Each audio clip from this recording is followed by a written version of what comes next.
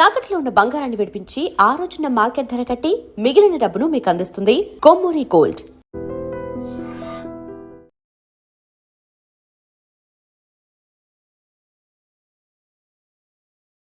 Welcome to I dream. Poor మళ్ళీ తగలబడుతుంది. ఆ రెండు ట్రైబల్ మైతీస్ అండ్ కుకీస్ ఎవరైతే ఉన్నారో సార్, వాళ్ళ మధ్య ఐకమత్యం తీసుకురావాలి సార్.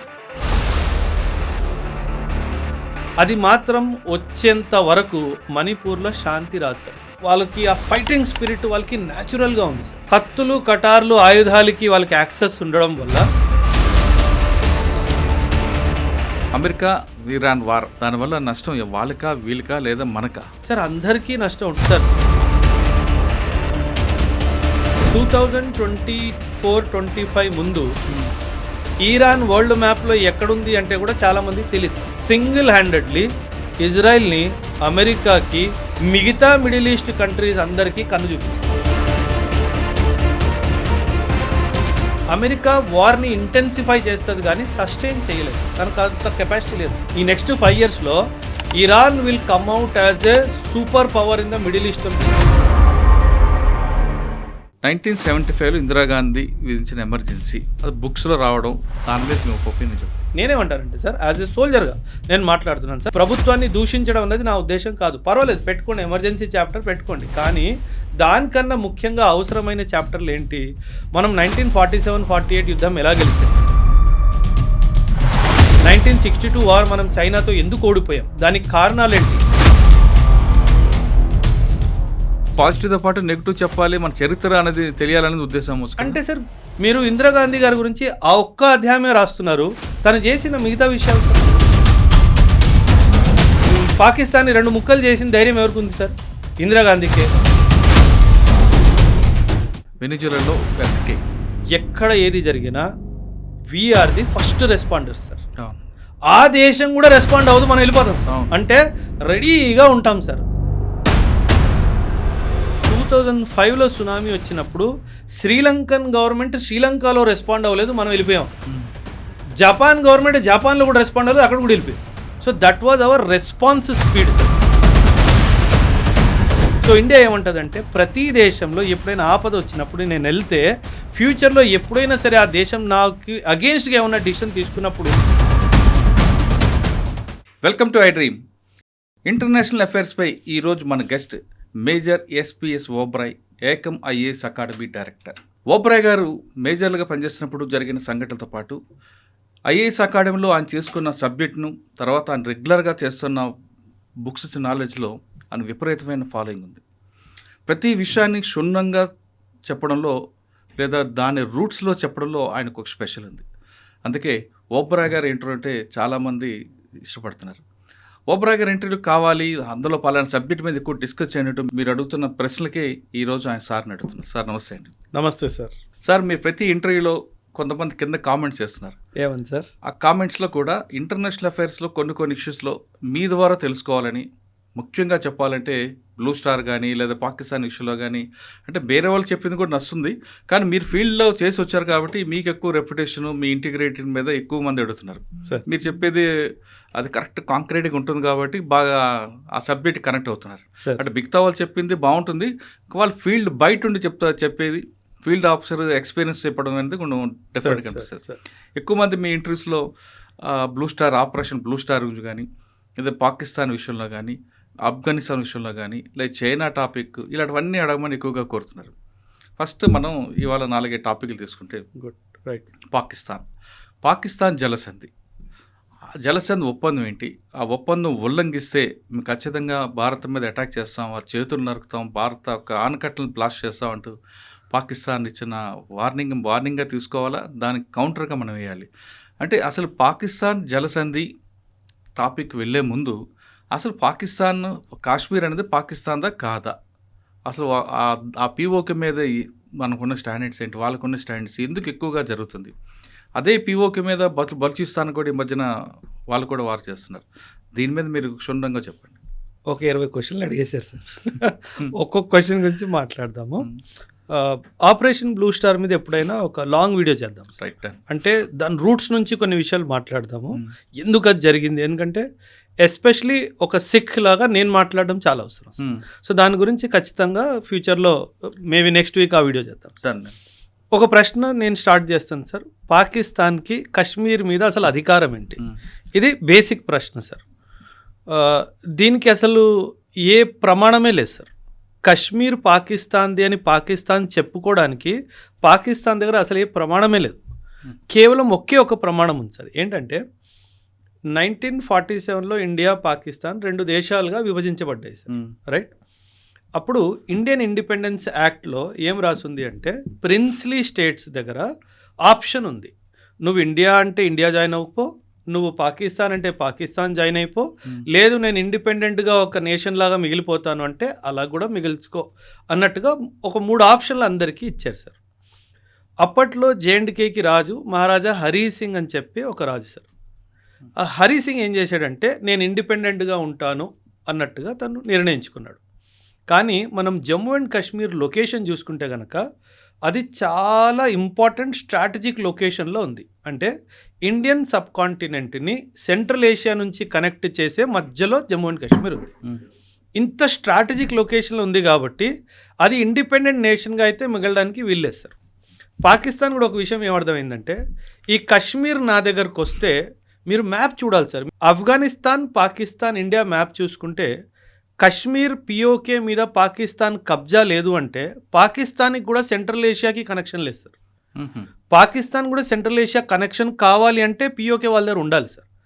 సో ఇది అర్థమైపోయిన పాకిస్తాన్ మహారాజా హరీ సింగ్ మీద కొంచెం ప్రెషర్ బిల్డప్ చేయడం స్టార్ట్ చేసింది. ఆ ప్రెషర్కి ఆయన గివప్ చేసి ఒక సంధి పాకిస్తాన్తో సైన్ చేయించుకున్నాడు సార్. ఆ సంధి పేరు స్టాండ్ స్టిల్ అగ్రిమెంట్. ఏమైందంటే సార్ 1947 నుంచి 1950 వరకు మనందరికీ తెలుసు 563 నుంచి 565 ప్రిన్స్లీ స్టేట్స్ని మనం మన దేశంలో ఇంటిగ్రేట్ చేసుకున్నాము. థ్యాంక్స్ టు సర్దార్ పటేల్ గారు sir. Grand salute to him. ఆయన ఉన్నారు కాబట్టి ఈరోజు మన భారతదేశం మ్యాప్ ఇలా ఉంది సార్.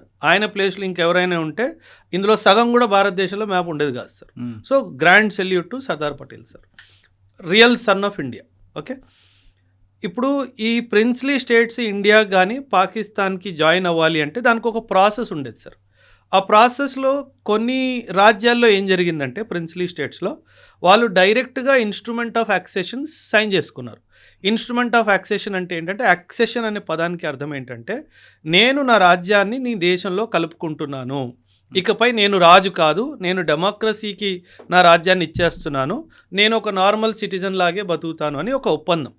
దీన్ని ఇన్స్ట్రుమెంట్ ఆఫ్ యాక్సెషన్ అంటారు. చాలా ప్రిన్స్లీ స్టేట్స్ డైరెక్ట్గా ఇన్స్ట్రుమెంట్ ఆఫ్ యాక్సెషన్కి సైన్ చేసేసుకున్నారు. అంటే ఏంటి, ఇండియాలో కానీ పాకిస్తాన్లో కానీ జాయిన్ అయిపోవాలని ఒప్పేసుకున్నారు. కానీ కొన్ని ప్రిన్స్లీ స్టేట్స్ మాత్రము 2 స్టెప్ ప్రాసెస్ని తీసుకున్నారు సార్. ఈ 2 స్టెప్ ప్రాసెస్ ఏంటంటే మొదటిగా స్టాండ్ స్టిల్ అగ్రిమెంట్ సైన్ చేసుకుందాం. అంటే ఏంటి, స్టేటస్ కో మెయింటెనెన్స్, స్టే అంటాం కదా మనం, కోర్టు నుంచి స్టే తెచ్చుకుంటాం కదా, దాన్ని స్టాండ్ స్టిల్ అగ్రిమెంట్ అంటారు. ఏమని, నువ్వు నా మీద దాడి చేయొద్దు, ఏం చేయొద్దు, నేను ఇంకా ఆలోచిస్తున్నాను నేను ఇద్దరు రావాలా వద్దా అన్న విషయం. ఓకే, ఈ మహారాజా హరీ సింగ్ కూడా ఏం చేశాడంటే స్టాండ్ స్టిల్ అగ్రిమెంట్ పాకిస్తాన్తో సైన్ చేసుకున్నాడు. ఇప్పుడు పాకిస్తాన్ వైపు కూడా ఆలోచన చూడండి సార్. ఒక ప్రిన్స్లీ స్టేట్ నాతో స్టాండ్ స్టిల్ అగ్రిమెంట్ సైన్ చేసుకున్నాడంటో అంటే అర్థం ఏంటి, రేపో మాపో ఇన్స్ట్రుమెంట్ ఆఫ్ యాక్సెషన్ కూడా సైన్ చేసుకుంటాడనే కదా సార్ అర్థము. సో పాకిస్తాన్కి ఏమనిపించిందంటే మనం స్టాండ్ స్టిల్ అగ్రిమెంట్ సైన్ చేయడంలో గెలిచిపోయాం కాబట్టి ఖచ్చితంగా ఇది మన దగ్గరికే రావాలి అని వాళ్ళకి క్లారిటీ వచ్చేసింది. కానీ వాళ్ళ ఆవేశంతో ఆగలేక ఏం చేశారు, జమ్మూ అండ్ కాశ్మీర్ మీద దాడి చేశారు సార్. ఓకే, సో ఆ దాడి చేసినప్పుడు మహారాజా హరీ సింగ్ ఏం చేశాడు, భయపడిపోయాడు. అమ్మో వీడు నా రాజ్యాన్ని ఆక్రమించేటట్టు ఉన్నాడని చెప్పేసి పరిగెట్టుకుంటూ ఇండియా దగ్గరకు వచ్చాడు. అప్పట్లో మనకు తెలుసుంటే మౌంట్ బ్యాటన్ గారు ఉన్నారు, మన ఇండియాలో ఇంకా వెళ్ళిపోలేదు. మౌంట్ బ్యాటన్ గారు ఏమన్నారంటే, నువ్వు స్టాండ్ స్టిల్ అగ్రిమెంట్ పాకిస్తాన్తో సైన్ చేసేసుకున్నావు కదా, నీకు ఎటువంటి సహాయం మేము అందించడానికి వీల్లేదు, ఎందుకంటే అది ఇప్పుడు మేము వస్తే నీ ఇంటర్నల్ అఫేర్స్లో మేము ఇంటర్ఫియర్ అయినట్టు ఉంటుంది. ఒక షరతు ఉంది, నువ్వు ఇన్స్ట్రుమెంట్ ఆఫ్ యాక్సెషన్ మాత్రం ఇండియాతో సైన్ చేసుకున్నావంటే ఖచ్చితంగా అప్పుడు మేము మీకు సాయానికి వస్తామని చెప్పారు. ఇప్పుడు ఒకవైపు పాకిస్తాన్ దాడి, ఇంకోవైపు మనల్ని ఒప్పుకోవట్లేదు రావడానికి ప్రొటెక్షన్కి. ఆ కండిషన్లో Maharaja Hari Singh signed the instrument of accession with India. Stand still agreement పాకిస్తాన్తో సైన్ చేశాడు, ఇన్స్ట్రుమెంట్ ఆఫ్ అక్సెషన్ మాత్రం మనతో సైన్ చేశాడు. సో దీనివల్ల ఏం జరిగిందంటే పాకిస్తాన్ ఏమనుకుంది, నాకు మోసం జరిగింది, నాకు రావాల్సిన ఒక రాజ్యము అక్రమంగా ఇండియాకి వెళ్ళిపోయింది, ఎందుకంటే అక్కడ రాజు తప్పుగా ప్రవర్తించాడు అనే ఉద్దేశం. సో ఈ బ్యాక్గ్రౌండ్లో ఈ యొక్క వార్ అన్నది స్టార్ట్ అయిపోయింది సార్. ఆల్రెడీ వాడు వాళ్ళ మీద దాడి చేస్తాడు సార్. ఇప్పుడు ఈరోజు పిఓకే, పాకిస్తాన్ దగ్గర ఉన్న పిఓకే ఈయన ఇన్స్ట్రుమెంట్ ఆఫ్ అక్సెషన్ సైన్ చేసే ముందు వరకు ఆల్రెడీ వాళ్ళు ఆక్రమించుకున్నది. ఒకవేళ స్టాండ్ స్టిల్ అగ్రిమెంట్ సైన్ చేయకుండా డైరెక్ట్గా మన దగ్గరకు వచ్చిన ఈరోజు పిఓకే అంతా మన దగ్గర ఉండేది. సో అక్కడ చాలా పెద్ద తప్పు మహారాజా హరి సింగ్ చేశాడు సార్. దానివల్లే ఇన్ఫ్యాక్ట్ ప్రాబ్లం వచ్చింది. కానీ ఇక్కడ ఇంకొక ప్రాబ్లం ఉంది సార్. నేను ఇందాక మాట్లాడుతూ స్టార్టింగ్లో సర్దార్ పటేల్ గారికి ఒక గ్రాండ్ సెల్యూట్ అని చెప్పాను సార్. ఆయన ఉన్నారు కాబట్టి ఈరోజు నార్త్ ఈస్ట్ ఇండియాలో ఉంది సార్. లేదంటే ఈరోజు మొత్తం నార్త్ ఈస్ట్ వేరే దేశాల్లాగా ఉండేది సార్. అలాంటిది మొత్తం ప్రిన్స్లీ స్టేట్స్ ఇంటిగ్రేషన్ బాధ్యత అంతా సర్దార్ పటేల్ గారు తీసుకున్నప్పుడు నెహ్రూ గారు ఒక తప్పు చేశారు సార్. తప్పు చేశారంటే ఒక నిర్ణయం తప్పైంది సార్. జమ్మూ అండ్ కాశ్మీర్ది నేను చూసుకుంటాను, నువ్వు ఇబ్బంది పడకు అని చెప్పారు సార్. అక్కడ జరిగింది అతిపెద్ద తప్పు సార్.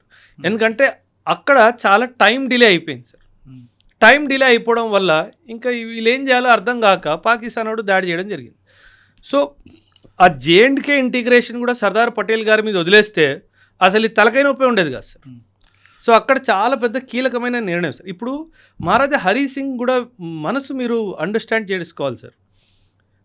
ఇప్పుడు ఆయన ఒక హిందూ రాజు సార్. హరి సింగ్ పేరు హిందూ కదా సార్. కాకపోతే జేఎండ్కే పాపులేషన్ 1947 వచ్చేసరికి ముస్లిం పాపులేషన్ అయిపోయింది మ్యాక్సిమం, నాట్ కంప్లీట్గా బట్ మెజారిటీ వాళ్ళది. కానీ మనం పాస్ట్లోకి వెళ్ళిపోతే మెజారిటీ వాళ్ళది కాదు, ఆ తర్వాత జరిగింది, క్రమంలో జరిగింది అది ఒక 300-400 years. ఆ తర్వాత ఎప్పుడైనా మాట్లాడదాం ఖచ్చితంగా దాని గురించి కూడా. జేఎండ్కే అసలు ముస్లిం పాపులేషన్ ఎలాగైందో అది కూడా మనం కనుక్కోవాలి సార్. సో మహారాజా హరి సింగ్ ఏమనిపించింది, నేను హిందూ రాజుని కానీ నా పాపులేషన్ మాత్రం ముస్లిము, నేను పాకిస్తాన్కి వెళ్ళాను అనుకోండి ఖచ్చితంగా వీళ్ళు ఒకటైపోతారు, నన్ను పక్కకి జరిపేస్తారు అన్న క్లారిటీ ఉంది. ఇండియాలో వద్దాము అంటే ఇండియా ఏమో డెమోక్రటిక్ కంట్రీ, నేను ఈ కంట్రీలోకి వచ్చేస్తే నా రాజరికం పోతుంది కదా. సో ఆయన కూడా చాలా గేమ్స్ ఆడాడు. దానివల్ల చాలా డిలే అయిపోయింది సార్.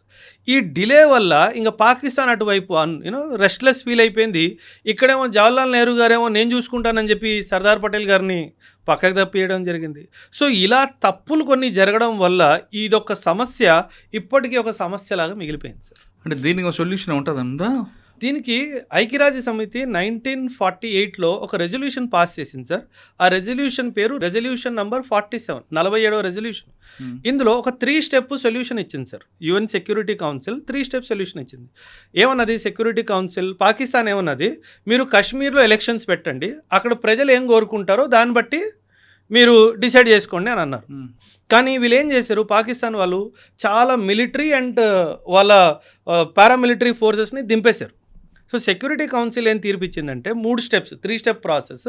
ఎలక్షన్ కండక్ట్ చేస్తాం కానీ మొదటి షరతు పాకిస్తాన్ కంప్లీట్గా ట్రూప్స్ని విత్డ్రా చేసుకోవాలి, పారామిలిటరీ ట్రూప్స్ని కూడా విత్డ్రా చేసుకోవాలి.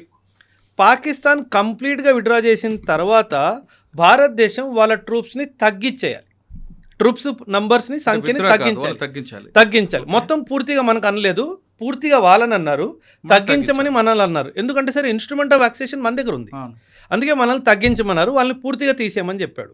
ఈ 2 జరిగిన సందర్భంలో 3వ స్టెప్ అక్కడ ఎలక్షన్ కండక్ట్ చేయండి అని చెప్పారు. సో ఇప్పుడు ఈ మొదటిదే జరగలేదు, రెండోది ఎలా జరుగుతుంది, మూడోది ఎలా జరుగుతుంది, ఆ ఎలక్షన్ ఎప్పటికీ అవ్వలేదు సార్. కానీ దీనికి సందర్భంలో ఇంకో విషయం జరిగింది సార్. జేఎండ్కేకి మనం స్పెషల్ స్టేటస్ ఇచ్చాం సార్. స్పెషల్ స్టేటస్ ఆర్టికల్ 370 370లో మనం ఇచ్చాం సార్. స్పెషల్ స్టేటస్ ఇచ్చాము. ఆ స్పెషల్ స్టేటస్ వల్ల వాళ్ళకి కూడా ఒక రాజ్యాంగం ఉంది. జేఎండ్కే has its own constitution sir. వాళ్ళకి వాళ్ళ రాజ్యాంగం ఉంది, వాళ్ళకి వాళ్ళ జెండా కూడా వేరేగా ఉంది. సో ఏం జరిగిందంటే వాళ్ళ రాజ్యాంగానికి కాన్స్టిట్యూయెంట్ అసెంబ్లీ అంటే ఒక కమిటీని ఏర్పాటు చేసి వాళ్ళు కూర్చొని రాజ్యాంగం రాస్తారు సార్. ఈ కమిటీని ఎవరు ఉండాలి అన్నది వాళ్ళు ఓటింగ్కి వెళ్ళారు. అంటే వాళ్ళ రాజ్యాంగం రాసుకునే కమిటీ కాన్స్టిట్యూయెంట్ అసెంబ్లీ ఓటింగ్ ద్వారా నిర్ధారించబడింది సార్. నేను ఎందుకు ఇది చాలా అంత స్పష్టంగా చెప్తున్నానంటే 1956లో వీళ్ళ కాన్స్టిట్యూషన్ని వీళ్ళు అమలు పరుచుకున్నారు. అడాప్షన్ అయింది, అమల్లోకి 1957లో వచ్చింది. 1956లో జమ్మూ అండ్ కాశ్మీర్ కాన్స్టిట్యూషన్లో 3వ సెక్షన్లో వీళ్ళు ఏం రాశారంటే Jammu and Kashmir is and will be an integral part of India అని రాసుకున్నారు. అంటే ఐక్యరాజ్య సమితి ఎలక్షన్ గురించి మాట్లాడింది, దేనికి, ప్రజలకు ఏం కావాలి అని. అవును. కానీ తర్వాత కూడా ఎలక్షన్ జరిగింది constituent assembly నిర్ధారించడంలో.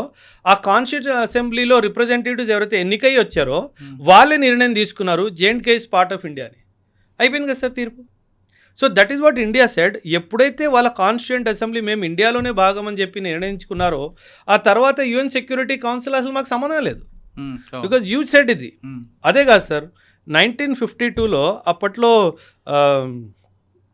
Sheikh Abdullah prime minister of J&K, వాళ్ళకి ప్రైమ్ మినిస్టర్ ఉండేవాళ్ళు చూడండి. Prime minister of J&K Sheikh Abdullah 1952లో ఒక అగ్రిమెంట్ సైన్ చేసుకున్నాడు సార్. ఆ అగ్రిమెంట్ పేరు ఢిల్లీ అగ్రిమెంట్. ఆ ఢిల్లీ అగ్రిమెంట్లో కూడా సిటిజన్షిప్ సంబంధించి ఒక క్లాజ్ ఉంది. ఆ సిటిజన్షిప్ క్లాజ్లో వాళ్ళు ఏం రాసుకున్నారంటే, ఒక దేశానికి ప్రైమ్ మినిస్టర్ 1952 అన్నట్టుగా వాళ్ళు భావిస్తున్నారు, కానీ కాదు, అది వచ్చే సెపరేట్ స్టేట్ మనం అనుకున్నట్టుగా. అందులో సిటిజన్షిప్ సంబంధించి ఆ అంశంలో ఏం రాసుకున్నారంటే, ఆ citizen of J&K is a citizen of India. అయిపోయింది కదా సార్. ఒకవైపు మీ రాజ్యాంగం ఏం చెప్తుంది, మీరు మాలో భాగం అని చెప్పి, ఒకవైపు మీ అగ్రిమెంట్, మీ ప్రైమ్ మినిస్టర్ సైన్ చేసిన అగ్రిమెంటే చెప్తుంది మీ పౌరులు మా దేశం యొక్క పౌరులు అని చెప్పేసి. ఇంకా చాప్టర్ క్లోజ్ అయిపోయింది కదా సార్. సో పౌరులు ఒకవైపు, రాజు ఒకవైపు, ప్రధానమంత్రి, ముగ్గురు ద్వారా తెలిసిపోయింది ఏమని, Kashmir wants to be integral part of India. ఇంకా పాకిస్తాన్ ఎవరు, ఇంకా అమెరికా ఎవడు, ఇంకా చైనా వాడు ఎవడు సార్? మరి ఎందుకండి ఈ వివాదం అలా కొనసాగుతూనే ఉంది సార్? అన్నదమ్ముళ్ళు గొడవలు, ప్రాపర్టీ డిస్ప్యూట్స్ 40 సంవత్సరాలు 50 సంవత్సరాలు పోవా సార్ కోర్టుల్లో? అదే ఇది సార్. ఇప్పుడు మనం సింధు జలసింధు, ఈ వర్షాలు పడుతున్నాయి కానీ మనకు ఉపయోగం లేని వర్షాలు ఇవి తక్కువ వస్తున్నాయి. దీవెన వివాదం పెరిగే అవకాశం ఉంది. అందుకని పాకిస్తాన్ మినిస్టర్ కూడా స్టేట్మెంట్ ఇచ్చారు, చేతులు నరుకుతావని, ఆనకట్ల పేల్చేస్తామని. అది జరిగేదేనా? ఎవరో ఫాల్స్ వీడియో కూడా రిలీజ్ చేశారు సార్, AI వీడియో. అది భలే గమ్మత్తుగా ఉంది సార్ ఆ వీడియో. అంటే సార్, అంటే నేను అంటే అది ఏ కాదు కానీ ముందైతే ప్రోక్ అయిపోతుంది కానీ జనాలు. అవును, అయ్యారు. అది చాలా భలే బ్యూటిఫుల్గా AI కూడా క్రియేట్ చేశారు సార్ దాంట్లో. అంటే నా ఉద్దేశము ప్రభుత్వాన్ని మెచ్చుకోవాలి అన్నట్టు ఏం కాదు సార్, కానీ ఈ ఇండస్ జలసంధి మీద ఇంత టఫ్ స్టాండ్ తీసుకున్న ఏకైక ప్రధానమంత్రి మన మోదీ గారు సార్. అంటే నేను ఆయన అప్రిషియేట్ చేయట్లేదు సార్, మళ్ళీ చెప్తున్నాను మీ ప్రేక్షకుల కోసము. కానీ ఇంత టఫ్ స్టాండ్ గతంలో ఇందిరాగాంధీ గారు కూడా తీసుకోలేదు సార్. పాకిస్తాన్ 2 ముక్కలు ఆవిడే చేసింది, కానీ IWTని ఇంత టఫ్గా చేయడం మనం గతంలో చూడలేదు సార్. దానివల్ల ఇప్పుడు పాకిస్తాన్లో చాలా తీవ్రమైన అక్యూట్ స్కేర్సిటీ ఆఫ్ వాటర్ ఉంది సార్. మీరు ఒక వీడియో వచ్చింది సార్, మీరు చూసారో చూడో తెలీదు, వీళ్ళు డ్రైనేజ్ మూతలు తీసుకొని అందులోంచి వాటర్ తీసుకుంటున్నారు. అంత దరిద్రమైన పరిస్థితి వాళ్ళకి వచ్చేసింది సార్. దేనివల్ల వచ్చింది, మనం IWT ద్వారా రిలీజ్ చేసే వాటర్ని ఆపేసాం కాబట్టి. ఇండియా చాలా స్పష్టంగా చెప్పింది సార్, నువ్వు ఈ టెర్రరిజం ఆపేసేయి, నేను నీకు వాటర్ ఇచ్చేస్తా, సింపుల్. దీన్ని జియో పాలిటిక్స్లో ఒక పదం ఉంది సార్, దీన్ని క్రిటికల్ రిసోర్స్ చోక్ హోల్డ్ అంటారు. అంటే మనము WWF మీరు చూస్తే కనుక పీక పట్టేసుకుంటారు కదా, దాన్ని చోక్ హోల్డ్ అంటారు. ఇండియా పాకిస్తాన్ పీక పట్టేసింది. సో వాళ్ళకు ఒక చాలా స్పష్టంగా ఒక సందేశం ఏమి ఇచ్చిందంటే, నీకు నీళ్లు కావాలి అంటే నువ్వు ఈ టెర్రరిజం బిజినెస్ ఆప్. హాఫీజ్ సయీద్, లష్కరే తైబా అండ్ జైషే మొహమ్మద్ మౌలానా మసూద్ అజర్, వీళ్ళిద్దరిని నన్ను అప్పగించు, ఆ రోజు నేను ట్యాప్ ఇప్పేస్తానని చెప్పాడు. ఆ రోజు వరకు ట్యాప్ ఇప్పే ప్రసక్తే లేదు. పాకిస్తాన్లో ఎంత స్కేర్సిటీ ఉంటుంటే సార్, మీరు అన్నట్టుగా పార్లమెంట్లో ఒక మినిస్టర్ మాట్లాడుతూ, నేను మన దేశానికి ఒక మినిస్టర్ని, నేను నా పూర్తి ఇన్ఫ్లుయెన్స్ వాడి కూడా నా కాలనీకి, నా ఇంటికి ఒక వాటర్ ట్యాంకర్ తెప్పించుకోలేకపోయినా అన్నాడు. అవును, అంటే విన్నారు కదా మీరు. అంటే మనం చూడండి ఎంత స్ట్రాంగ్గా వాటర్ని ఒక వెపన్లా మార్చేసాం సార్. కనీసం ఇప్పుడైనా వాడికి బుద్ధి రావాలి కదా సార్. ఇప్పుడేమంటాడు, ఒరే మేము ఇచ్చేస్తామని చెప్పినా సరే ఒక అర్థం ఉంది కదా, ఇమీడియట్గా ప్రజలకి ప్రాబ్లం అవుతుంది. అక్కడ బాధ్యత లేని ప్రభుత్వము, బాధ్యత లేని నేతలు సార్ అక్కడ. సో వాళ్ళేంటి, మేము ఇండియాలో డ్యామ్ని బాంబు పెట్టి పేల్చేస్తాం అన్నాడు. వాళ్ళ దగ్గర ఉన్న బాంబు ఇక్కడ దాకా వచ్చే కెపాసిటీ ఏ బాంబుకు ఉంది సార్? ఒక విషయము. రెండో విషయము, వాళ్ళ ఆపరేషన్ సింధూర్లో ఎన్నో బాంబులు వేయడానికి ప్రయత్నించారు. ఒక యుద్ధం జరుగుతున్న వాతావరణంలో ఎన్నో బాంబులు వేయడానికి ప్రయత్నించారు. ఒక్క బాంబు కూడా వాళ్ళు పంపించింది మనం భూమి కూడా తాగల. అలాంటి పాకిస్తాన్ ఏ డ్యామ్ని పగలగొడుతుంది, ఆ డ్యామ్ని పగలగొడితే నీళ్ళు ఎటు వెళ్తే అసలు జ్ఞానమే లేదు సార్. సార్ ఇప్పుడు ఇక్కడ 2 ప్రశ్నలు అంటే, దేశ ప్రజలందరూ నీళ్ళ కోసం విలవిలాడిపోతున్నప్పుడు ఆ ప్రాబ్లం ఎలా సాల్వ్ చేయాలని చూడాలి తప్ప, పక్కింట్లో వెళ్ళి వాడింట్లో దొంగతనం చేస్తాను, వాడు తాగుతూ నీళ్ళు కొండని బ్రేక్ చేస్తానని చెప్పడం అనేది ప్రభుత్వం యొక్క పెద్ద తప్పు. అవును సార్. దాన్ని ఎలా చూడాలి ఒకటి. నెక్స్ట్ ప్రజలు ఎంతకాలం ఉంటారండి ఇలాగా? వాళ్ళు తిరుగుబాటు రావాలి కదా. తిరుగుబాటు అంటే సార్ పాకిస్తాన్లో ఏంటంటే సార్ మీరు పాకిస్తాన్ వ్యవస్థని కూడా అర్థం అంటే చేసుకోవాలి. మంచినీటికి కూడా కటకలాడిపోయినప్పుడు ఇంక ప్రజలు ఎందుకండి అక్కడ అంత బాధలు ఎందుకు మూర్ఖులు కదా సార్. పాకిస్తాన్లో ఏంటంటే సార్ అరే ఇండియాకి ऊपर हम అటాక్ కరేంగే అంటే వాడికి ఫుడ్ ఇవ్వకపోయినా పర్వాలేదు. ఓ అంటే ఒక ఫాల్స్ హాల్యూసినేషన్ అంటాం కదా సార్, అవును. అందులో ఉండిపోతున్నారు సార్ వాళ్ళ వాళ్ళు. యాటిట్యూడ్ అది. అంతే వాళ్ళు ఇంకా సార్ అవన్నీ ఇంకా నాకు ఎలా చెప్పాలో అర్థం కావట్లేదు సార్. అంటే బుర్ర లేని మనుషులు సార్ అంతే. అసలు ఇండియాని వాళ్ళకి తిడితే చాలు, అంతే నువ్వు తిండి లేకపోతే పెట్టమని పర్వాలేదు. పర్వాలేదు. ఇండియాతో కయం ఉందా? ఉంది, చాలా గుడ్, నేను హ్యాపీ. Hmm. ఫుడ్ లేదు, బెడ్ లేదు, వాటర్ లేదు, గ్యాస్ లేదు, ఎలక్ట్రిసిటీ లేదు, కుకింగ్ ఆయిల్ లేదు, ఏమీ లేదు, ఏం అవసరం లేదు. పర్వాలా ఇలాగే. అంటే వాళ్ళు మనము వరదలు వచ్చినప్పుడు పులిహోర ప్యాకెట్లు పంచుతాం కదా సార్, ఆ పులిహోర ప్యాకెట్ల వెనకాల పరిగెట్టుకుంటూ వాళ్ళు టైం గడిపేస్తున్నారు సార్. అంటే నా దేశము నాకేమిచ్చింది అని ప్రశ్నించాలి అన్న ఒక ఆలోచన కూడా వాళ్ళకి రావట్లేదు. అంటే వాళ్ళు ఎంత మూర్ఖుల్లా మారిపోయారు. మూర్ఖులు అనే పదం కన్నా అంటే గత ప్రభుత్వాలు వాళ్ళు ఏ విధంగా అణిచివేసే ఆ పద్ధతులకు అలవాటు పడిపోయినా అంతే అనుకోవచ్చు. సార్, అంతే కదా సార్. ఇప్పుడు ఇప్పుడు వాళ్ళు కూడా చదువుకొని వస్తే వాళ్ళకి ఆలోచన వస్తుంది కదా. సార్ మీరు కొన్ని వీడియోస్ ఉంటాయి సార్ యూట్యూబ్లో, చూస్తారో చూడరో, రోజు గుర్రానికి ఒక ప్లేస్లో కట్టేస్తారు సార్. ఇంకో రోజు యజమాని ఏం చేస్తాడంటే కట్టినట్టు నటించేసి వెళ్ళిపోతాడు. కట్టలేదు, వాస్తవానికి కట్టలేదు, నటించి వెళ్ళిపోయాడు. ఆ గుర్రం రోజంతా అక్కడే నిల్చొని ఉంది, ఏమనుకొని నన్ను కట్టేసి వెళ్ళాడు కదా అని. ఆ గుర్రానికి పాకిస్తాన్ ప్రజలకి ఏ తేడా లేదు. ఇప్పుడు మన దేశంలో చిన్న తప్పు జరిగినా మోదీ గారిని ప్రశ్నిస్తారు. ప్రశ్నించే హక్కు మనకి మన రాజ్యాంగం ఇచ్చింది. అది మోదీ గారైనా, సీఎం అయినా, పిఎం అయినా, డిఎం అయినా, ఎవరైనా ప్రతి ఒక్కరిని ప్రశ్నించే హక్కు మనకి రాజ్యాంగం ఇచ్చింది. అక్కడ కూడా ఇచ్చింది, కానీ ఆ హక్కు ఉంది అని చెప్పి వాళ్ళకి ఎవరు తెలియజేయట్లేదు ఎవరు వాళ్ళకి. సో అందుకే వాళ్ళు ప్రజల్లో అవగాహన కల్పించే బాధ్యత ప్రభుత్వం లేదు. తీసుకోలేదు. అంటే వాళ్ళు ఎడ్యుకేట్ అయితే వీళ్ళు ప్రభుత్వం తిరగబడతారని. అందుకే అక్కడ ఎడ్యుకేషన్కి అంత వెయిట్ లేదు సార్. వాళ్ళు ఏంటంటే మూర్ఖుల్లా పుట్టారు సార్. సార్ ఒక సింపుల్ స్పిరిచువల్ మాట సార్, ఆ దేశానికి పునాది ఒక అబద్ధం సార్. పునాది అబద్ధం అయినప్పుడు మీకు గ్రోత్ కానీ ఒక పాజిటివ్ థింకింగ్ కానీ ఎలా వచ్చేస్తుంది సార్? రాదు. ఎందుకంటే పునాది అబద్ధం కాబట్టి వాళ్ళు అలాగే ఉండిపోయారు, మనం ఎక్కడికో వెళ్ళిపోయాం సార్. సో పాకిస్తాన్కి మనకి ఆర్థికంగానో, సామాజికంగానో, పొలిటికల్గానో, రాజరికంగానో అసలు దేంట్లో అసలు కంపారిజనే లేదు సార్. మన భారతదేశ ఆనకట్ల మీద బాంబులు చేయడం అనేది వాళ్ళ మభ్య పెట్టడానికే సార్. దీపావళి వస్తుంది సార్, కొన్ని 2-3 నెలలు పోతే దీపావళి వస్తుందేమో. అందులో ఒక మిర్చి పటాకా అని ఉంటుంది. అవును, 5 రూపాయల ప్యాకెట్ వచ్చేది నేను చిన్నప్పుడు ఉన్నప్పుడు. ఇప్పుడు ఎంతకు వస్తుందో నాకు ఐడియా లేదు. వాళ్ళ దగ్గర మిర్చి పటాకాలు కూడా సరివేనీ లేవు సార్, అన్ని చైనా తుపాస్ పటాకాలు. వాళ్ళు ఎన్ని సార్ మీకు గుర్తుందో లేదో, ఆపరేషన్ సింధూర్ అప్పుడు వాళ్ళు పంపించిన మిజైల్స్ పేలకుండా వచ్చినట్టు వచ్చి మన దగ్గర పడిపోయాయి. అంటే మనము చైనా ఫోన్ని కూడా నమ్మం సార్, వాడు చైనా బాంబునే నమ్ముతున్నాడు. వాడు ఎంత పెద్ద ఏదో అక్కడే క్లారిటీ వచ్చేసింది కదా సార్. సో వాడు ఏముంది సార్ వాడి దగ్గర. సరే, సింధు జల సంగతి కాస్త పక్కన పెడదాం సార్. ఆఫ్ఘనిస్తాన్కి మన మెడికల్ కిట్లో డ్రోన్లు పంపిస్తున్నాం ఒక ఎలిగేషన్ సార్. నేను ఒక మాట చెప్తున్నా సార్, పాకిస్తాన్ వాళ్ళు ఎలా అంటే సార్, వాళ్ళ లీడర్షిప్ ఎలాగైపోయిందంటే ఈ రోజు రాత్రి పడుకున్నాము తాగేసి కళ్ళు ఏమొచ్చింది అది వాగేయాలి రేపు పొద్దున్న లేచి.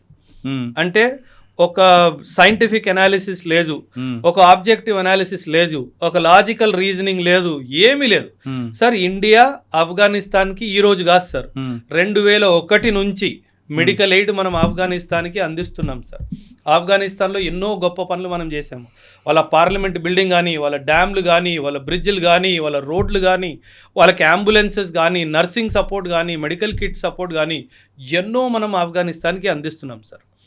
ఫర్ ఎగ్జాంపుల్ సార్, వాడు అలిగేషన్ ఏంటి, ఆఫ్ఘనిస్తాన్కి మన భారతదేశము డ్రోన్లు సరఫరా చేస్తుంది సార్. ఆ మెడికల్ బాక్స్లో పెట్టి పంపించాల్సిన అవసరం నా కర్మ నాకేం వచ్చింది సార్? నేను ఓపెన్గా ఇస్తా. మా పిఎం వాళ్ళ పిఎంకి అరే బాబు తీసుకోరా డ్రోన్ అని చెప్పి ఫోటోగ్రాఫ్ తీసి మరి ఇస్తా, నాకేం అవసరం. అండ్ అందులో చూడండి సార్ ఎంత మూర్ఖమైన స్టేట్మెంట్. ఇజ్రాయిలీ డ్రోన్ ఆఫ్ఘనిస్తాన్కి నేను ఎందుకు ఇస్తాను సార్? వాడించుకుంటా డైరెక్ట్గా. నేను ఇవ్వాలంటే నా డ్రోన్ ఇస్తా. నేను ఇజ్రాయెల్ డ్రోన్ నేను ఇవ్వాల్సిన అవసరం సార్. ఇజ్రాయెల్ మీకు తెలుసు, మొసాద్ కానీ వాళ్ళ డిఫెన్స్ సిస్టమ్ ఎంత బ్యూటిఫుల్గా పనిచేస్తుంది అంటే ఈ ఎదవకి తెలియకుండానే అక్కడ అన్ని డ్రోన్లు వచ్చేస్తాయి వాళ్ళకి ఇవ్వాలి అన్న ఉద్దేశం ఉంటే. అది ఫర్ ఎగ్జాంపుల్ సార్ ఒక మాట. చలో పాకిస్తాన్ వాగింది నిజమే అనుకుందాం, నేనే చెప్తున్నాను సార్, ఏం పీక్తో పీక్కు. అంతే కదా సార్. కానీ ఇచ్చేది మనం మేక్ ఇన్ ఇండియా ఇస్తాం. నీకు దమ్ముంటే ఆపుకో. కాదు, ఇవ్వాలనుకుంటే మేక్ ఇన్ ఇండియా డ్రోనే ఇస్తాం. ఫస్ట్ ఆఫ్ ఆల్ అదే ఇస్తాను సార్. సరో నువ్వు అన్నట్టు ఇజ్రాయెల్దే ఇస్తున్నా, దమ్ముంటే ఆపు. నువ్వేం చేయగలుగుతావు చేసుకో. నువ్వు అరవడం మానే ఫస్ట్. నువ్వు అరుస్తే అరిసావు, ధైర్యం ఉంటే కరిసి చూపించు, అప్పుడు చెప్తాను నీకు ఏ ఇంజెక్షన్ పెట్టాలి. So that is where sir. In fact మీరు వాళ్ళ పార్లమెంట్ మీటింగ్స్ కూడా చూస్తే కనుక మీకు ఒక క్లారిటీ వస్తుంది సార్. వాళ్ళ మినిస్టర్లు వాళ్ళ ప్రభుత్వాన్ని ఎలా దూషిస్తున్నారు. మీకు పంజాబీ అర్థం కాకపోవచ్చు సార్, నాకు అర్థం అవుతుందిగా. నా ఫేవరెట్ టైం పాస్ వాళ్ళ పార్లమెంట్ మీటింగ్స్ సార్. అరే భలే ఉంటాయి సార్, బ్యూటిఫుల్లీ. అక్కడ లేడీస్, అతి ముఖ్యంగా లేడీస్ మినిస్టర్ని బట్టలు తీసేసి మరీ డైలాగులు కొడతారు. అస్సలు వాళ్ళ దగ్గర జవాబే లేదు సార్, దేనికి జవాబు లేదు. కానీ వాళ్ళ ఆర్మీ చేతులు ఉన్నారు కదండి. అది దేశం వల్ల తగలడిపోయింది సార్. సార్ మన దేశంలో ఆర్మీ పాలిటిక్స్ నుంచి దూరం ఉండి ఎంత పెద్ద పాజిటివ్ కాంట్రిబ్యూషన్ చేసిందో మనకు అవగాహన లేదు. నేను ఆర్మీలో 11 సంవత్సరాలు సర్వీస్ చేశాను కదా సార్. ఆర్మీ ఆఫీసర్స్ మెస్సులో 2 విషయాలు డిస్కస్ చేయడానికి అనుమతి లేదు సార్. ఒకటి పాలిటిక్స్, ఇంకోటి రిలీజియన్ సార్. ఈ రెండిటి మీద నువ్వు నోరు తెరిసేవనుకో, commanding officer next day morning భుజం మీద పెట్టేసి చలో అంటాడు. అంటే అంత స్ట్రిక్ట్లీ అవాయిడ్ చేస్తారు. అది వాళ్ళు అక్కడ చెయ్యలేకపోయారు సార్. దానివల్లే వచ్చిన తలకాయ నొప్పి ఇదంతా సార్, ఇంకేం కాదు. ఒక స్టేట్మెంట్ సార్, ఇండియా ఆఫ్ఘనిస్తాన్కి డ్రోన్స్ ఇస్తుంది అన్నారు. ఒరే మూర్ఖుడా, Afghanistan was your friendly country, పాకిస్తాన్కి ఫ్రెండ్లీ కంట్రీ కదా. ఒరే అదే నీకు ఎనిమీ అయిపోయింది, అది నువ్వు గుర్తించి ఫస్ట్. ఎవరు డ్రోన్లు ఇస్తున్నాడు కాదు, నా స్నేహితుడికి డ్రోన్లు నా శత్రువు ఎందుకు ఇస్తున్నాడు అది ఆలోచించి ఫస్ట్. నువ్వు ఇప్పుడు ఒక టైం వస్తుంది సార్, నాకు అజిత్ దోవల్ గారి మీద ఎంత నమ్మకం ఉంది అంటే, ఒక టైం వస్తుంది ఇరానే పాకిస్తాన్ మీద దాడి చేస్తుంది సార్. నేను ఉంటానో ఉన్న ఈ భూమి మీద నాకు తెలియదు సార్. ఒక రోజు వస్తుంది టర్కీయే పాకిస్తాన్ మీద అటాక్ చేస్తుంది సార్. ఒక రోజు వస్తుంది సౌదీ అరేబియాయే పాకిస్తాన్ మీద అటాక్ చేస్తుంది. ఇది జరిగి తీరుతుంది sir. It's only matter of time. జరగాలని కోరుకుందామండి. కానీ అజిత్ దోవల్ గారికి మాట్లాడారు. అవును సార్. మన దగ్గరకు వచ్చేసరికి గతంలో మణిపూర్ టాపిక్ తీసుకుందాం. అవును సార్.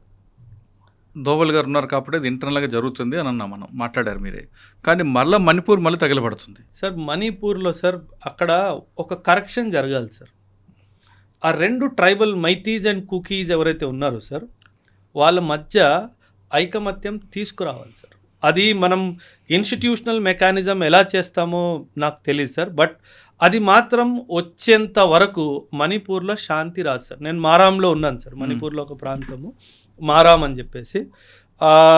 మణిపూర్ ఎలా అంటే సార్, ట్రైబల్ కల్ట్స్, వీళ్ళు కుకీస్, నాగాస్, వీళ్ళందరూ ఏంటంటే సార్, వీళ్ళు వాళ్ళకి ఆ ఫైటింగ్ స్పిరిట్ వాళ్ళకి న్యాచురల్గా ఉంది సార్. ఆ ఫైటింగ్ స్పిరిట్ న్యాచురల్గా ఉండడం వల్ల, కత్తులు కటార్లు ఆయుధాలకి వాళ్ళకి యాక్సెస్ ఉండడం వల్ల ఈ గొడవలు అప్పుడు జరుగుతూనే ఉంటాయి సార్. ఈ గొడవలు ఎప్పుడు అవుతాయి అంటే, ఫస్ట్ వాళ్ళని ఆ కత్తులు కటార్ నుంచి బయటికి తీసుకొచ్చి మెయిన్ స్ట్రీమ్ సొసైటీలో తీసుకురావాలి. వాళ్ళిద్దరిని కూర్చోబెట్టి మాట్లాడే ఒక మనిషి రావాలి. అండ్ ఇది పై నుంచి కింద దాకా ప్రతి ఒక్కడికి ఆ మెసేజ్ పోవాలి సార్. అప్పటిదాకా మణిపూర్లో శాంతి రాదు సార్. సో ఆ మణిపూర్లో శాంతి రావాలంటే చాలా కష్టం. అండ్ వాళ్ళు చాలా హెడ్ స్ట్రాంగ్ ఉంటారు సార్. ట్రైబల్ పాపులేషన్ ఎలా ఉంటుందంటే, వన్స్ దే డిసైడ్ వాళ్ళు ఎవరికి వినరు సార్. అదేవిధంగా ఒకసారి నమ్మితే వాళ్ళని దూరంగా చేయలేము సార్. అది ఆ ఫ్లాష్ పాయింట్లోకి వెళ్ళిపోయింది సార్. ఆ ఫ్లాష్ పాయింట్ నుంచి బయటకు వచ్చి వాళ్ళు శత్రువుల నుంచి మిత్రుల్లో ఒకసారి అవ్వడం మనం సాధిస్తే కనుక మళ్ళీ ఏమంటారు, ఫ్యూచర్లో మణిపూర్లో ఒక్క తుపాకీ కూడా పేలదు సార్. కానీ అది బ్రేక్ అయ్యి అది రావాలి సార్. అప్పటి వరకు మనం ఏం చేయాలి. సరే, మనం ఇంటర్నేషనల్ వెళ్దామండి ఒకసారి. అమెరికా ట్రంప్ ఇరాన్ వార్ మీరే అన్నారు గతంలో. ఇది కేవలం 1 వీక్ అని, అది ఫీజ్ ఫైర్. ఇప్పుడు మళ్ళీ రిపీట్ అవుతుంది. దానివల్ల నష్టం వాళ్ళకా వీళ్ళకా లేదా మనకా? సార్ అందరికీ నష్టం ఉంటుంది సార్. అమెరికాకి నష్టం ఉంది సార్, ఇరాన్కి నష్టం ఉంది. కానీ ఒక్క విషయం సార్ నేను ఇక్కడ చెప్పాలనుకుంటున్నాను. నేను ఇరాన్ని సపోర్ట్ చేయట్లేదు సార్, వ్యక్తిగతంగా నేను ఇరాన్ని సపోర్ట్ చెయ్యను. కానీ ఒక మిలిటరీ స్ట్రాటజిస్ట్ లాగా మాట్లాడడానికి ప్రయత్నిస్తున్నాను సార్. 2024-25 ముందు ఇరాన్ వరల్డ్ మ్యాప్లో ఎక్కడుంది అంటే కూడా చాలామందికి తెలియదు సార్. నమ్ముతారు కదా, అంటే మిడిల్ ఈస్ట్లో ఎక్కడో ఉంటుంది. అంతేగాని ఆ స్ట్రైట్ ఆఫ్ హోర్ముజ్ కానీ, ఈ ఇరాన్ కానీ, కువైత్, బహ్రెయిన్ కానీ ఎవరికి తెలియదు సార్ ఎక్కడ ఉంటుందో. కానీ ఒక దేశము అమెరికా శాంక్షన్స్లో గత 3 దశాబ్దాలుగా ఉంది సార్. ఆ దేశం అమెరికన్ శాంక్షన్స్లో ఉంది. అంటే ఏంటి, ఓపెన్గా వీళ్ళు వరల్డ్లో ట్రేడ్ చేయలేరు.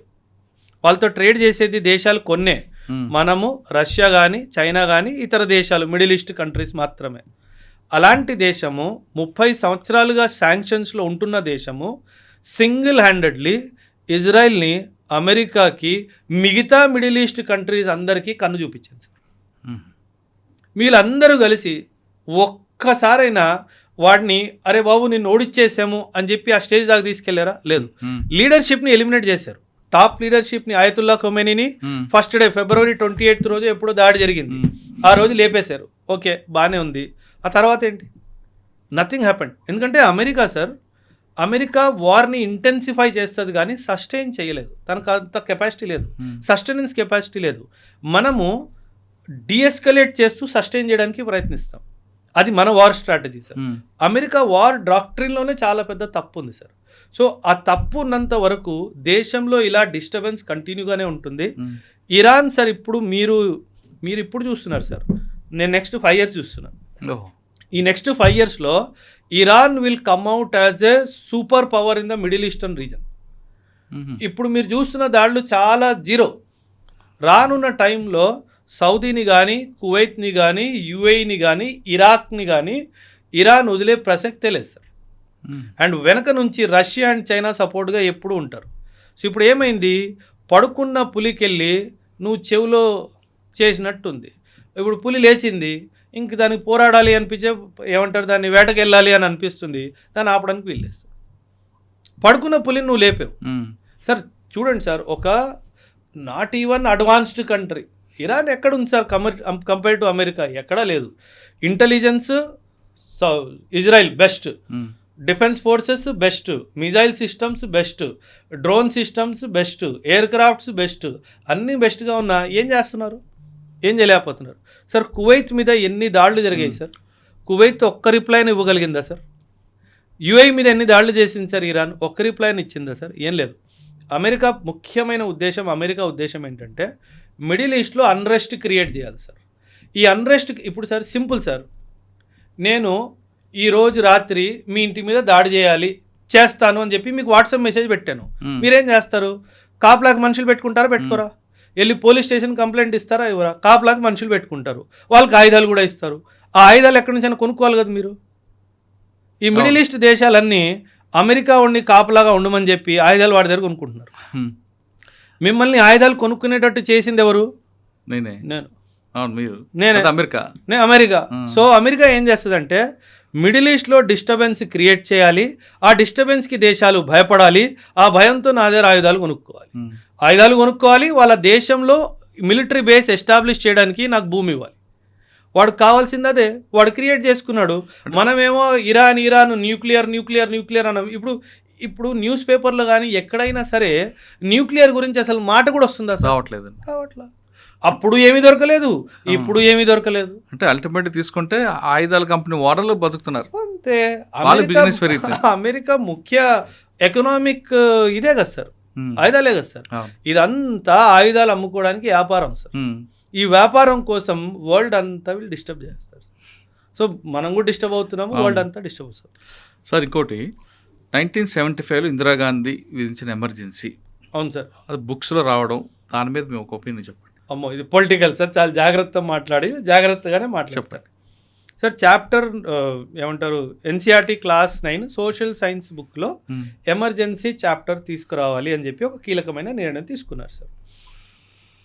సార్ మనము అంటే ఇది నా వ్యక్తిగత అభిప్రాయం సార్.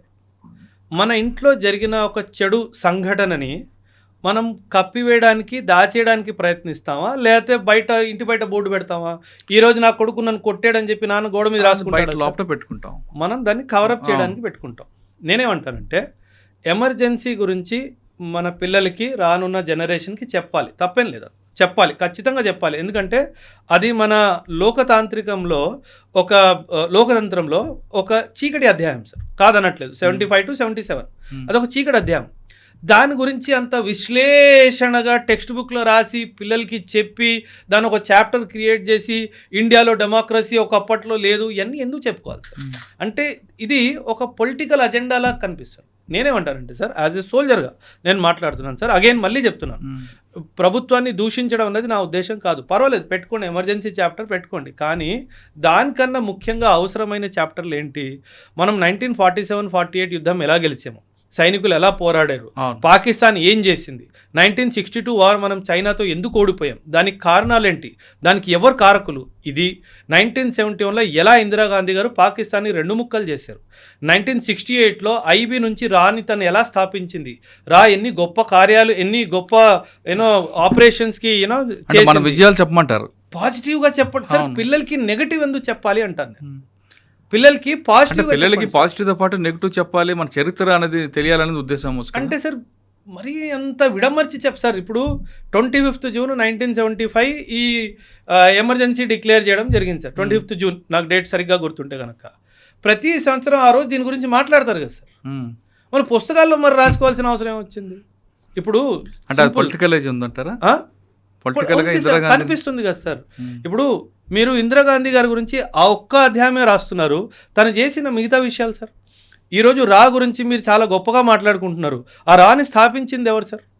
ఇందిరాగాంధీ గారే. సిక్కింని ఇండియాలో యాడ్ చేసింది ఎవరు సార్? ఇందిరాగాంధీ గారే. పాకిస్తాన్ని 2 ముక్కలు చేసిన ధైర్యం ఎవరికి ఉంది సార్? ఇందిరాగాంధీకే.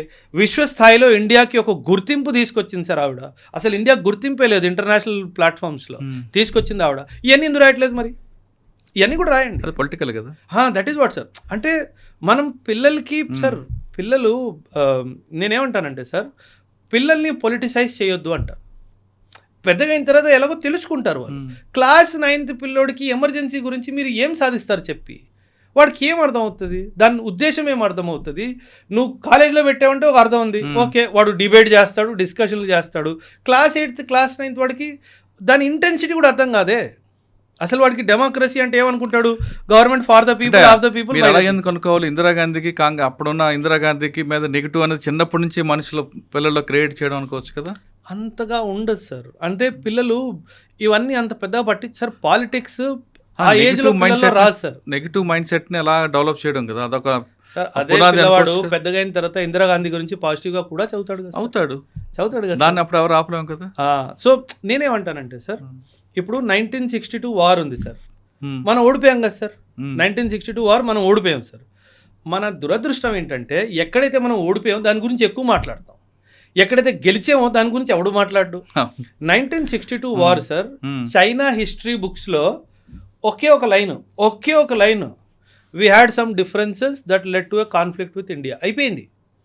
మన ఇండియాలో దాదాపు 100 పైగా బుక్కులు రాశారు 1962 వారు.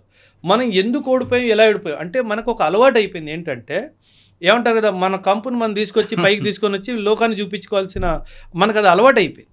కల్చరల్లీ ఇది పోవాలి సార్.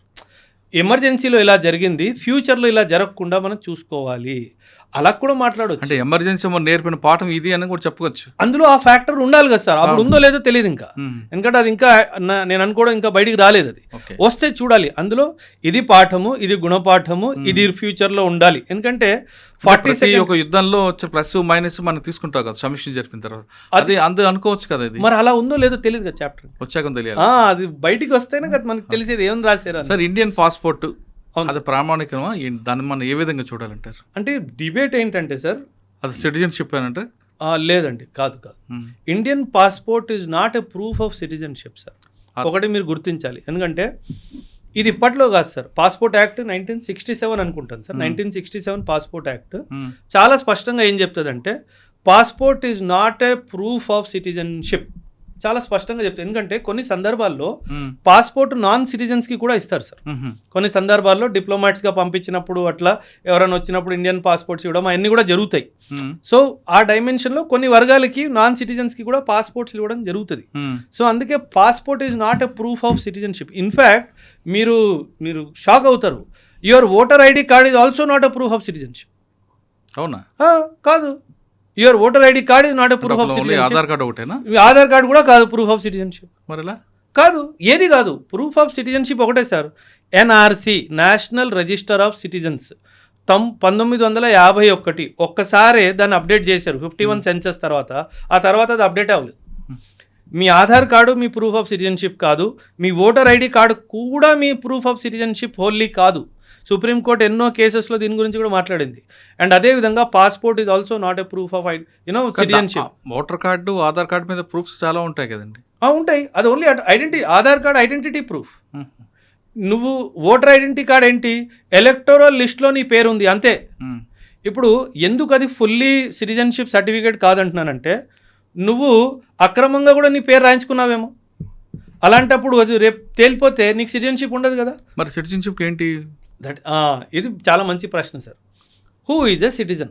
మనం రాజ్యాంగం చూసుకుంటే part 2 of the constitution article 5 to article 11 వరకు తన సిటిజన్షిప్ గురించి మాట్లాడుతుంది. సిటిజన్షిప్ అంటే ఏంటి?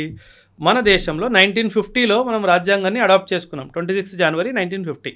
ఆ డేట్ నుంచి 1987 వరకు మీ పేరెంట్స్ ఎక్కడ జన్మించారో వాళ్ళు సిటిజన్స్ కాకపోయినా నువ్వు భారతదేశంలో పుడితే కనుక నువ్వు citizen.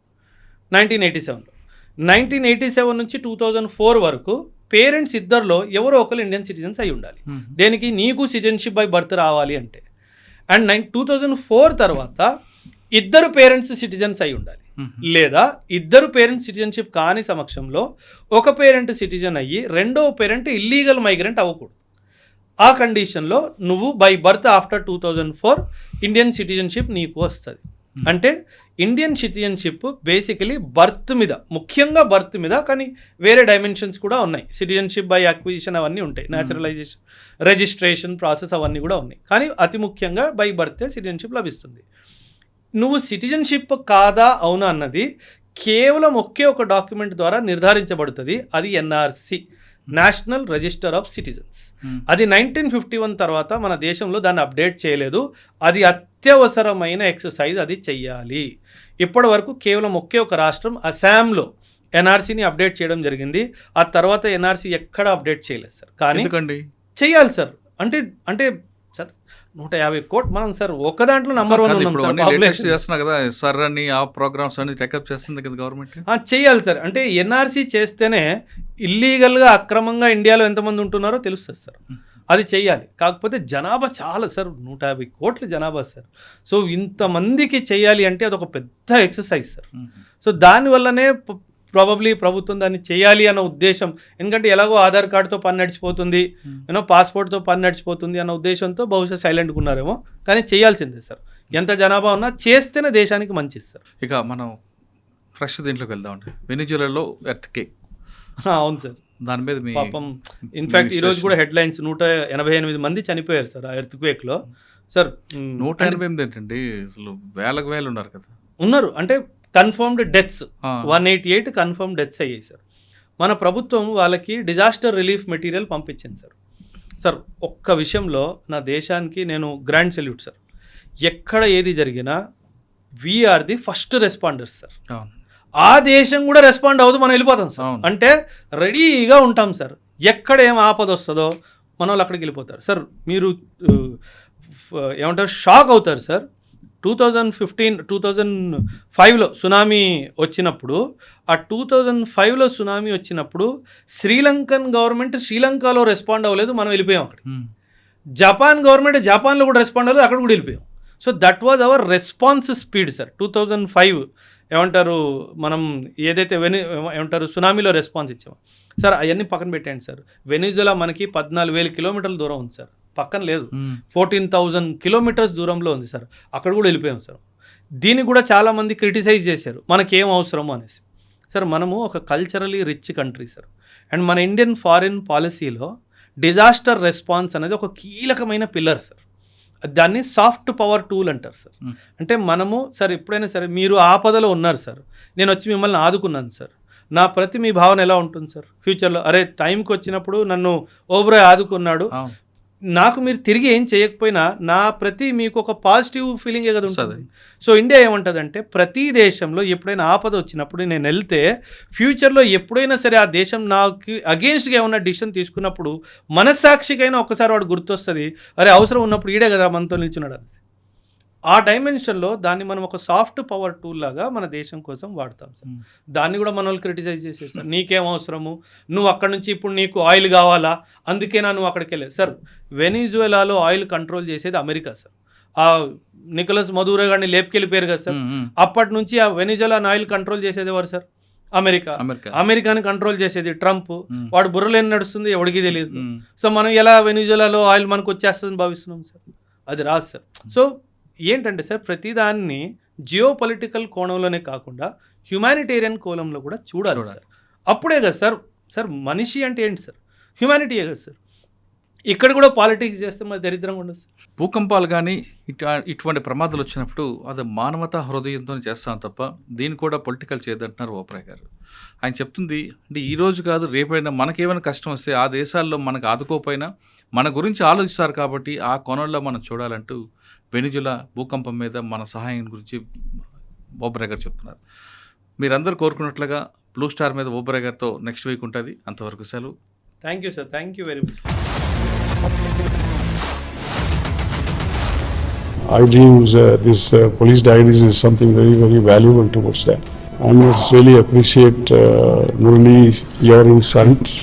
I dreams founder and CEO చిన్న వాసుదేవ్ రెడ్డి గారితో మురళీధర్ క్రైమ్ స్టోరీస్ చాలా ఫేమస్ అయిపోయినాయి. Gautam Savan garu and Satyajit sir. Well done. I congratulate him for doing so well, and I congratulate him, his boss also. So well.